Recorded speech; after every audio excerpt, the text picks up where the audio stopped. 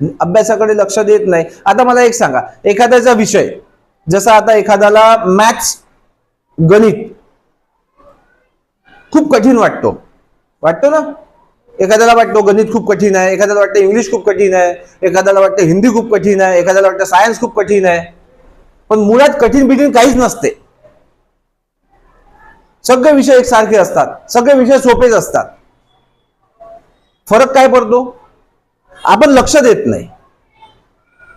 जर आपल्याला गणित कठीण वाटून राहिलाय ना, गणित हा विषय जर आपल्याला कठीण वाटतोय, इंग्लिश हा विषय जर आपल्याला कठीण वाटतोय, तर करा प्रॅक्टिस.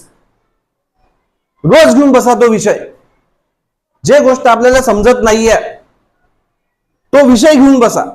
जे गोष्ट आपल्याला समजत नाहीये, जो विषय आपल्याला समजत नाही, जे चॅप्टर आपल्याला समजत नाही, ते चॅप्टर घेऊन बसा आणि त्याचीच प्रॅक्टिस करत बसा. सातत्य रोज करा, रोज करा. टूचा टेबल येत नाही, करा. टूचा टेबल लर्न करा, टूचा टेबल लर्न करा, कंटिन्यू करा, रोज करा, रोज करा, रोज करा. एक दिवस तुम्हाला टूचा टेबल येईलच. 5चा टेबल येत नाहीये, करा. सकाळी उठले 5चा टेबल चालू करून द्या, लर्न करणे चालू करा. रोज करा, रोज करा, रोज करा, रोज करा. रोज जर तुम्ही सतत प्रॅक्टिस करत असले तर तुम्हाला ती गोष्ट येणार की नाही येणार? 100% येणार. मग त्यासाठी काय करायला पाहिजे तुम्ही? अभ्यास. त्यासाठी काय करायला पाहिजे? प्रॅक्टिस. आणि नुसता अभ्यास 1 दिवस 2 दिवस केल्याने होत नाही. अभ्यास ही आपल्याला रेग्युलर म्हणजे रोज करावाच लागतो. तुमचा वेळ बांधून टाका. अभ्यासाला आपण एवढा वेळ द्यायचा. आईनी म्हणायच्या अगोदर, बाबांनी म्हणायच्या अगोदर आपण आपल्या घरी गेल्यानंतर आईला सांगून द्यायचं, आई मी 6 ते 8 पर्यंत अभ्यास करणार आहे. संपला विषय. मग ते 6 ते 8च्या मध्ये मित्र आला, मैत्रीण आली, आई आली, बाबा आले, मावशी आली, मामा आले, विषय नाही, बघायचंच नाही. किती मोठी आवडती सिरियल तुमची लागत असेल, कोणतंही कार्टून तुम्हाला जे आवडत असेल त्यावेळेस लागत असेल, नाही पाहायचं मला. 6 ते 8 मला अभ्यास करायचा आहे म्हणजे फक्त अभ्यास तसंच करायचा आहे. जर तुम्ही ते 6 ते 8 अभ्यास करायला लागले तर तुमची आई तुम्हाला कधी म्हणेल अभ्यास कर? बाबा म्हणेल कधी अभ्यास कर?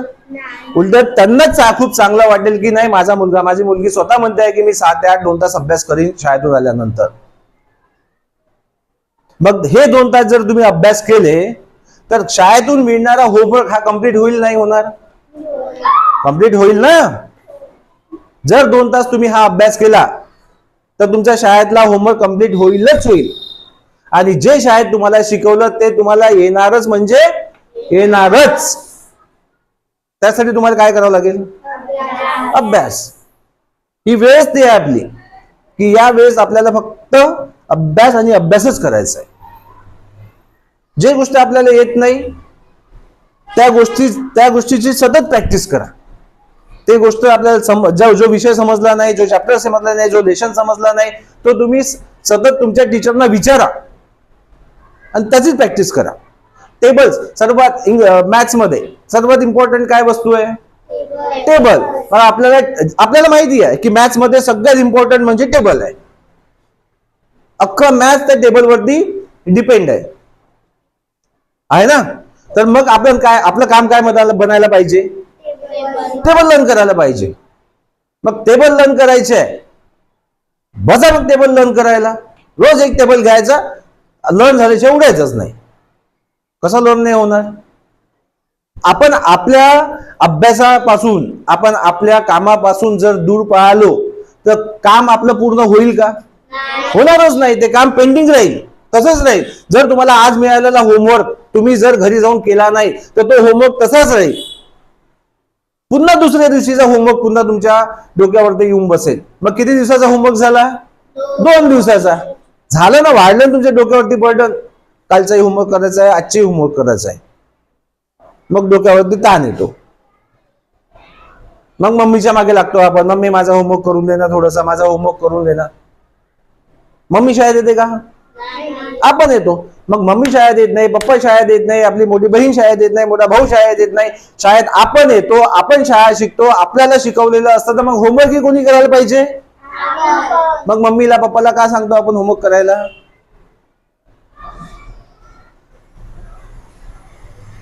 आज नंतर प्रत्येकाने, मी असं म्हणत नाही